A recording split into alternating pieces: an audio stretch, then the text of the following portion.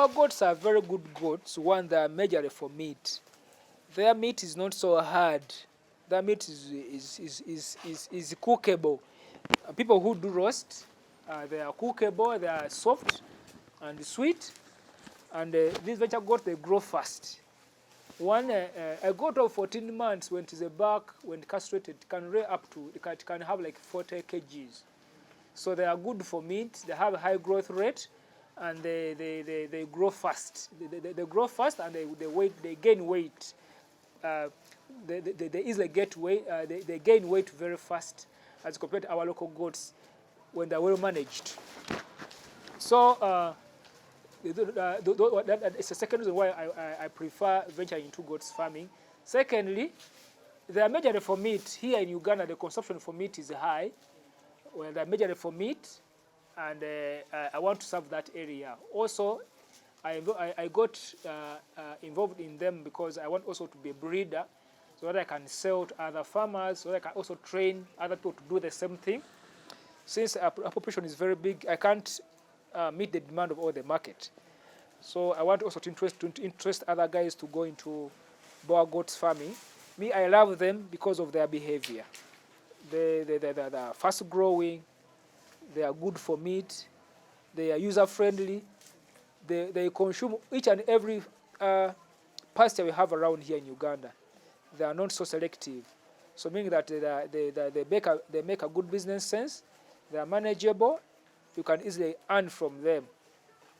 So based on their traits and even their multiplication effect. They also have that element of, at least if you have 20 goats, at least 15 they produce 2 to 3 kids at once. So mean that they easily multiply. Yeah, so you can easily earn from them in the, for instance, in the third year, in the break even. Okay, the best-selling local is the Mubende because of their size. They are big enough to able to be served a Boer goat like of this size, because they are sizable enough. Their nature, they are sizable enough, and most of them also they have that trait of producing 2 kids. Most of them.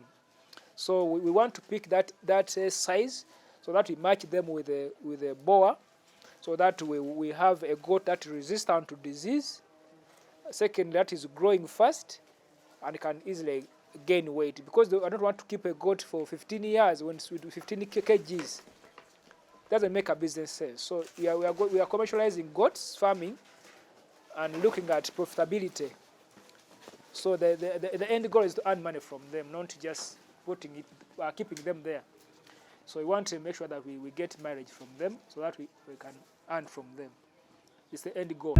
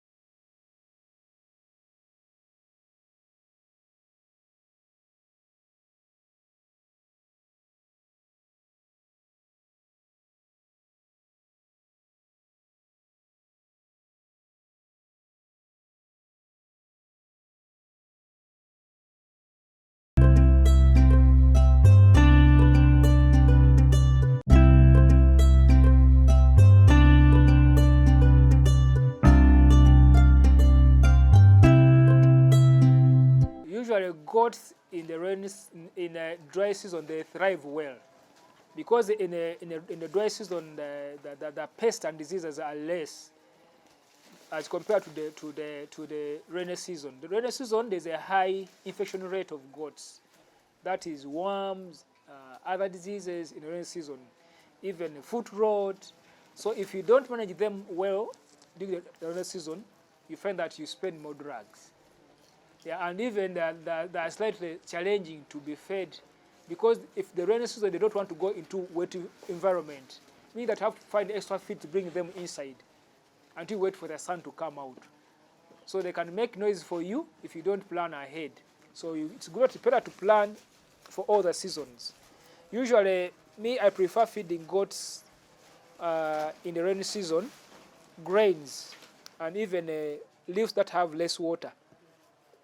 For a reason, I have to during the rainy season I prepare feeds for drought season, because here the weather is good. They can grow milrimon, the potato vines, they thrive well. I prepare cross Guyana, or what you call hay, in the rainy season, so that in the dry season they can feed on them. I can save them for this. I can save them for the rainy season. In the rainy season I can prepare this grass, so that in the dry season I prepare them, so that when the rainy season comes again, I have feed on stock to feed them in the rainy season, so I can manage them. As we've seen earlier, that in the rainy season the disease infection, or is the goats always fell sick at a high rate in the rainy season. Means that I can manage them through my feed management system and the storage. So majorly the challenge in the rainy season, it is a bit challenging. There's a lot of diseases affecting our goats, and even cough. Goats are like also, they have a system like we human beings. If it is too hot, they can also have disease like cough because of the drought, and even they feed on grass which is full of dirt. So at the end of the day, you find that it's more about you being knowledgeable of what you are doing and how to deal with the challenge. But majorly it's within the rainy season where there are more challenges compared to the dry season. Okay. What do you know about goats not taking water? What? What do you know about goats not taking water? As our culture is, we all think that goats don't drink water. But it's also paramount for goats to have water, because, for instance, at a zero grazing kind of method of farming, you find that they are fed on a variety of feeds. They can eat dry feed, they can eat leafy feed that has some fresh water in them. So if you don't give them water which is available for them to take, they can have constipation. And also the water I'm talking about, I don't mean dirty water where you wash your clothing and now you are serving it to that water which is dirty. You are serving it to goats. No, you have to give them clean water which you can also take. They need clean water in a clean container, which you have to wash every time you're adding their water. So it is very important for them also to be served water. Water is very paramount for them, so that they are able to eat. For instance, if I'm feeding them on grains are dry feeds, and there is that sort of additive. How can you say that they can't take water when they're taking grain that are dry product? Oh, so it's a dry feed. So meaning that if you don't put them water, you're going to give them a hard time to thrive and to gain from them. Okay. What are those financial tips that every good farmer should? In which perspective? In perspective, like in Management,